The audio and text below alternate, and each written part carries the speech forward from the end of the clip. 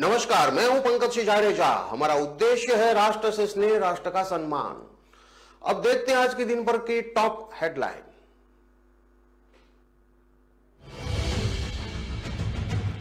लक्ष्मणगढ़ के युवाओं ने सीकर में निकाली आक्रोश रैली। युवक से मारपीट के आरोपी पुलिस कर्मियों को बर्खास्त करने की मांग। एसपी को दिया ज्ञापन। बीकानेर में लूट की वारदात। लुटेरों को पता नहीं था जिस पार्सल को लूटा है उसमें जीपीएस लगा है। कुछ ही देर में पकड़े गए।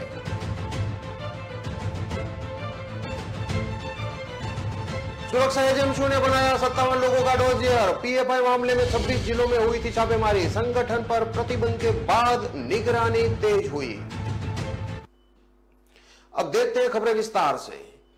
सीकर के लक्ष्मणगढ़ थाने में शांति भंग के आरोप में गिरफ्तार युवक के साथ मारपीट के तथाकथित मामले में आज आक्रोशित रैली निकाली गई। लक्ष्मणगढ़ क्षेत्र के युवाओं ने रैली निकालकर मामले में जल्द से जल्द कार्रवाई की मांग को लेकर एसपी कुंवर राष्ट्रदीप को ज्ञापन दिया है।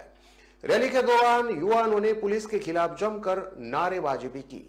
लक्ष्मणगढ़ निवासी शीश राम ने बताया कि खुड़ी गांव के रहने वाले विजेंद्र कुमार को शांति भंग के आरोप में लक्ष्मणगढ़ थाने में गिरफ्तार किया गया था, जिसके साथ वहां के 3 पुलिस कर्मियों ने विक्रम, राजेंद्र और सीआई अशोक ने बुरी तरह से मारपीट की, जिससे उसको गंभीर चोटें आई। मामले को लेकर हमने पहले भी एसपी को शिकायत दी थी। इसके बाद लक्ष्मणगढ़ डिप्टी और एसडीएम को ज्ञापन देकर मामले से अवगत करवाया था, लेकिन करीब 15 दिन से ज्यादा का समय बीत जाने के बाद भी मामले में कोई कार्रवाई नहीं हुई है। ऐसे में आज आक्रोश रैली निकालकर एसपी कुंवर राष्ट्रदीप को ज्ञापन दिया है, जिन्होंने मामले में जल्द से जल्द कार्रवाई की बात कही है। शीशराम ने कहा कि लक्ष्मणगढ़ पीसीसी चीफ गोविंद सिंह डोटासरा का विधानसभा क्षेत्र है, जहां से वह खुद विधायक भी है। इसके बाद भी वहां यह हालात है कि पीड़ित को न्याय नहीं मिल पा रहा। ऐसे में हमारी मांग है कि जल्द से जल्द मामले में दोषी पुलिस कर्मियों पर कार्रवाई हो।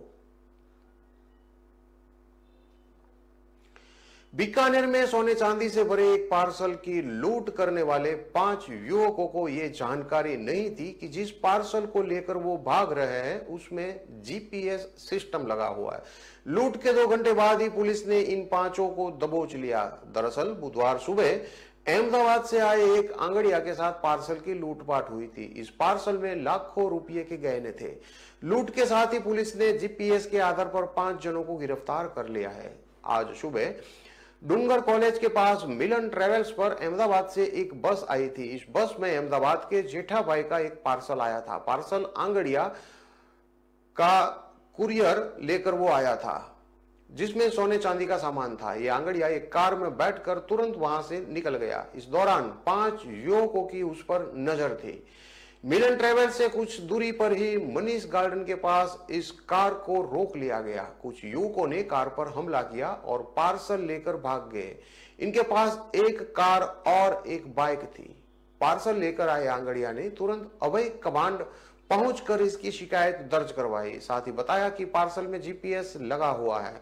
इस पर सीओ सदर पवन भदौरिया सहित पूरे जिले की पुलिस को अलर्ट कर दिया गया। नापासर और बेलासर के बीच पुलिस ने इन 5 युवकों को दबोच लिया। इनसे पार्सल बरामद कर लिया गया है। सीओ सदर पवन भदौरिया ने बताया कि 5 युवकों को हिरासत में लिया गया है। इनसे पूछताछ की जा रही है। पूछताछ के बाद ही इनके नाम सार्वजनिक किए जाएंगे। अभी ये भी स्पष्ट नहीं है कि पार्सल में कितने रुपये के गहने थे।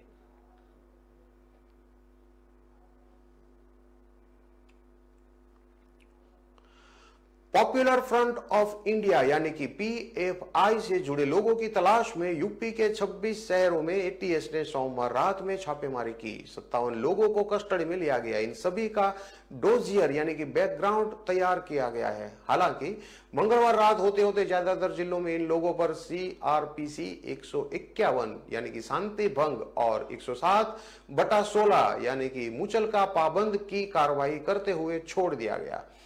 लखनऊ में इस केस में मंगलवार को 3 एफआईआर हुई है। यूपी पुलिस के मुताबिक पीएफआई मामले में अब तक करीब 13 लोग प्रदेश भर में अरेस्ट किए गए हैं। पीएफआई को लेकर UP police ATS NIA, ED समेत सभी सुरक्षा जांच एजेंसियां ज्वाइंट काम कर रही है। एडीजी प्रशांत कुमार ने कहा कि डॉक्यूमेंट की हो रही जांच पीएफआई और उसके अनुषंगिक संगठनों द्वारा देश के विभिन्न स्थानों पर कार्रवाई की गई है।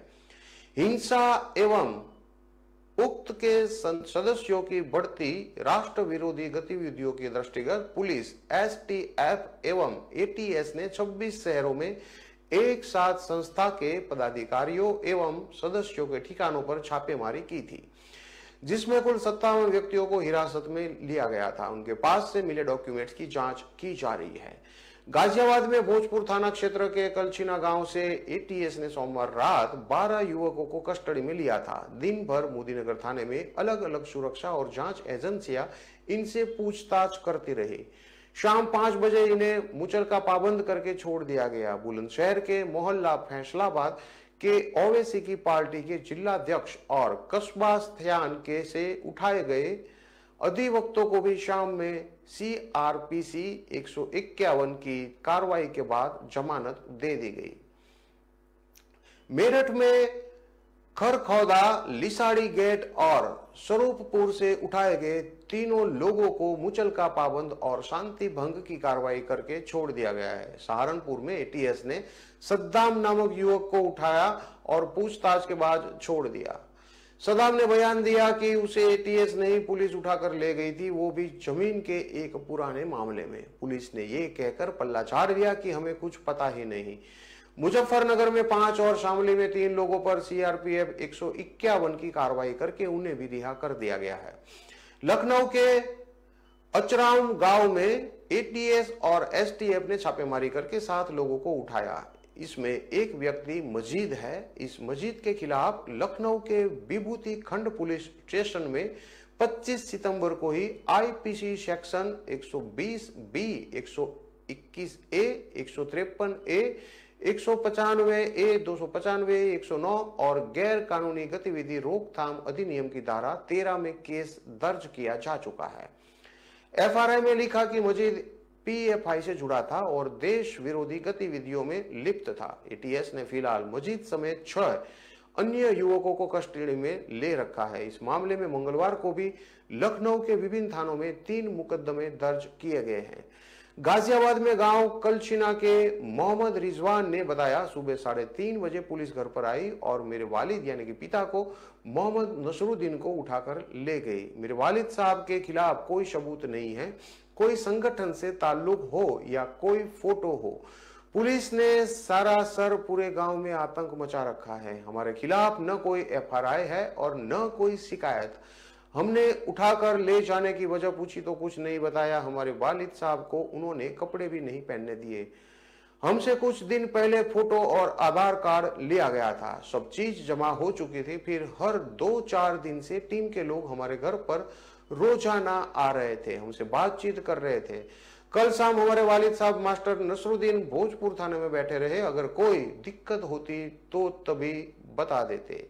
कलछीना गांव के अयूब खान ने बताया कि कल रात 3:30-4 बजे पुलिस वाले दीवार कूद कर घरों में घुसे। पुलिस वाले करीब 10-12 रहे होंगे। करीब 1 दर्जन लोगों को उठाकर ले गए हैं। ये नहीं बताया कि किस मैटर में उठाकर ले गए हैं। मेरा पड़ोसी हाफिज जुल्फी का दिव्यांग लड़का रियाजुल है जो मजदूरी करता है, उसे भी उठाकर ले गए हैं।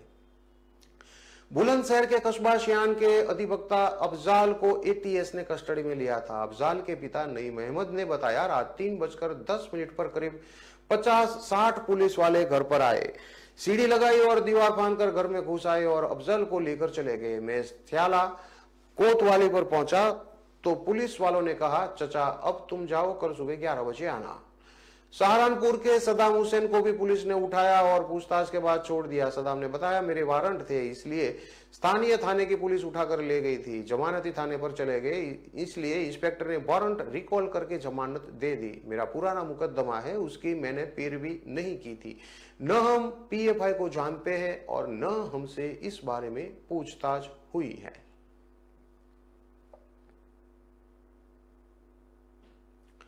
हरदोई में वेल्डिंग करने के दौरान बाइक में आग लग गई। जब तक लोग कुछ समझ पाते तब तक आग ने रौद्र रूप धारण कर लिया था, जिससे आसपास अफरा तफरी मच गई और जब तक आग बुझाई जाती तब तक बाइक पूरी तरह जलकर राख हो गई थी। इस दौरान किसी ने जलती बाइक का वीडियो बना लिया, जो कि सोशल मीडिया पर तेजी से वायरल हो रहा है। लोनार थाना इलाके के सवाई जयपुर कस्बे में वर्कशॉप में एक व्यक्ति अपनी बाइक की सर्विस कराने आया था। टंकी में लीकेज की शिकायत पर वर्कशॉप का कर्मचारी बाइक को लेकर गैस वेल्डिंग कराने गया था। बाइक की टंकी में गैस वेल्डिंग करने के दौरान बाइक में आग लग गई और जब तक कोई कुछ समझ पाता तब तक बाइक धू धू कर जलने लगी। देखते ही देखते बाइक जलकर राख हो गई। पुलिस ने कहा है कि आग के कारणों का पता लगाया जा रहा है। थाना प्रभारी विनोद कुमार यादव ने बताया कि मामले की जांच की जा रही है। आग लगने के कारणों का पता लगाया जा रहा है। जल्द ही मामले की तफ्तीश के कार्रवाई अमल में लाई जाएगी। खबरों में लेते हैं अब एक छोटा सा विराम।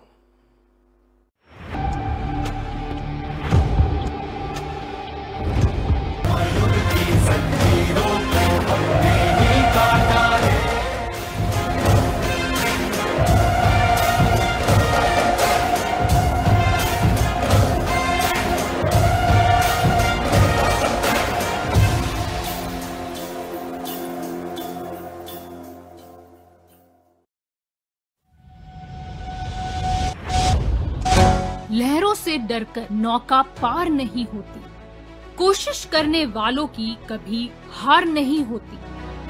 नन्ही चींटी जब दाना लेकर चलती है, चढ़ती दीवारों पर 100 बार फिसलती है। मन का विश्वास रगों में साहस भरता है। चढ़कर गिरना, गिरकर चढ़ना न अखरता है। आखिर उसकी मेहनत बेकार नहीं होती, कोशिश करने वालों की कभी हार नहीं होती। डुबकी या सिंधु में गोताखोर लगाता, जा जाकर खाली हाथ लौट कर आता। मिलते नहीं सहज ही मोती गहरे पानी में, बढ़ता 2 गुना उत्साह इसी हैरानी में। मुट्ठी उसकी खाली हर बार नहीं होती, कोशिश करने वालों की कभी हार नहीं होती। असफलता एक चुनौती है, इसे स्वीकार करो। क्या कमी रह गई देखो और सुधार करो। जब तक न सफल हो नींद चैन को त्यागो तो, संघर्ष का मैदान छोड़कर मत भागो तो। कुछ किए बिना ही जय जयकार नहीं होती, कोशिश करने वालों की कभी हार नहीं होती। कुछ नया करो।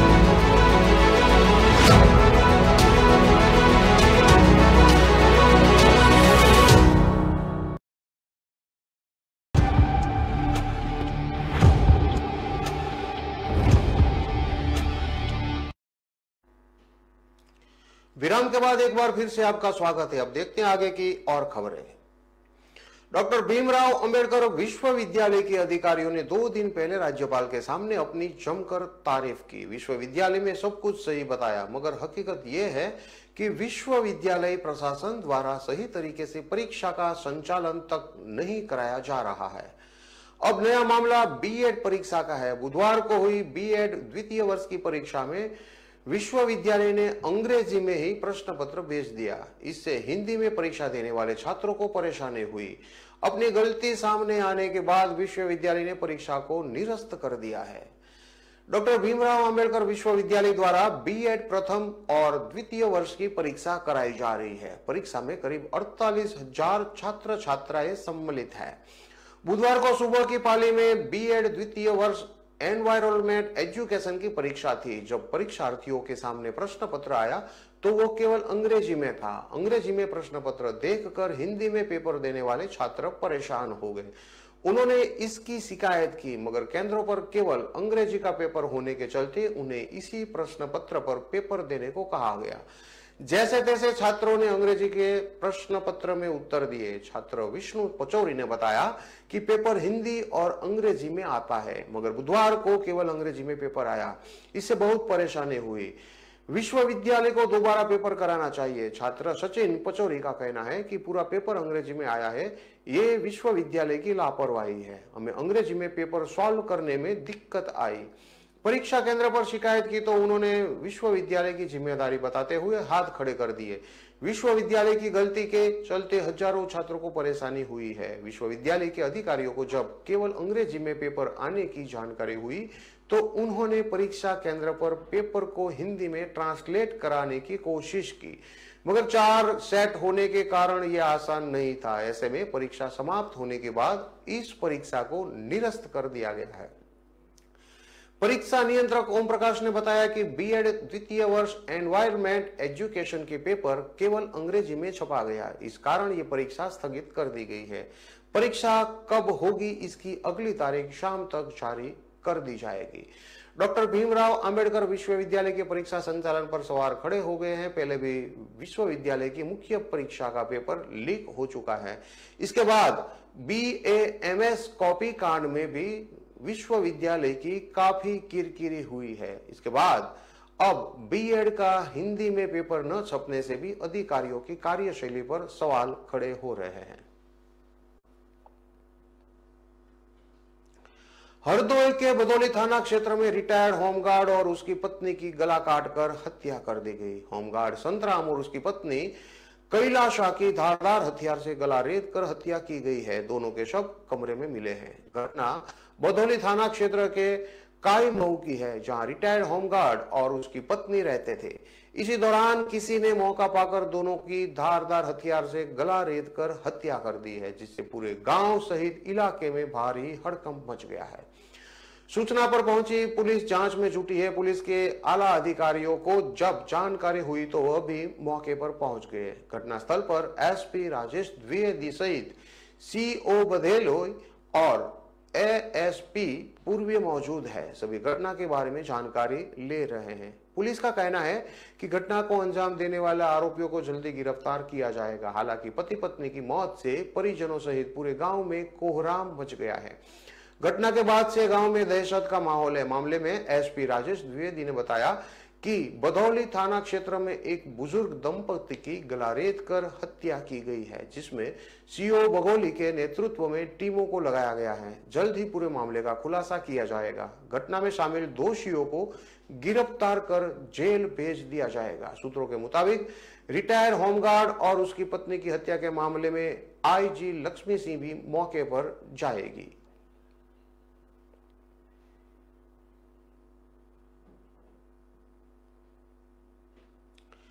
कुशीनगर के रामकोला थाना क्षेत्र के मेहंदीगंज में एक घर में 30 वर्षीय विधवा महिला का शव मिला है। महिला के शरीर पर नुकीली चीज के घाव के निशान देखे गए हैं।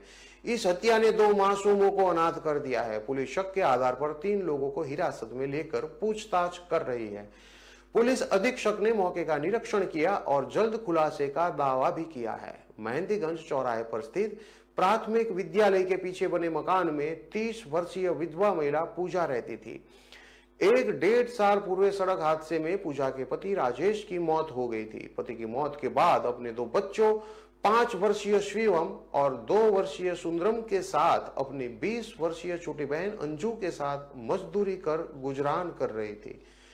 मंगलवार की शाम बहन अंजू दोनों बच्चों के साथ अपने पिता के घर कुसमहा के चकिया चली गई। शाम होने की वजह से वह वापस नहीं आ पाई। बुधवार की सुबह पड़ोस की एक बच्चे ने नल पर खून देखकर शोर मचाया। आवाज सुनकर वहां पहुंचे आसपास के लोगों ने देखा कि कमरे में पूजा बिस्तर पर मृत अवस्था में पड़ी हुई है। पड़ोसी सिर्फ यही चर्चा कर रहे हैं कि पहले बच्चों के सिर से पिता का साया उठ गया, अब मां की हत्या होने से दोनों मासूम बच्चे अनाथ हो गए हैं। दोनों बच्चे अपनी मौसी के साथ घर आ गए हैं। परिजनों का रो रो कर बुरा हाल है। पुलिस अधीक्षक धवल जायसवाल ने मौके पर पहुंचकर निरीक्षण किया है। उन्होंने बताया कि महिला के सिर पर धारदार हथियार से हमला किया गया है। फॉरेंसिक टीम और डॉग स्क्वाड की मदद से सभी जरूरी बिंदुओं को ध्यान में रखकर जांच की जा रही है। शक के आधार पर 3 लोगों को हिरासत में लेकर पूछताछ भी चल रही है। पुलिस द्वारा विविध कार्रवाई की जा रही है।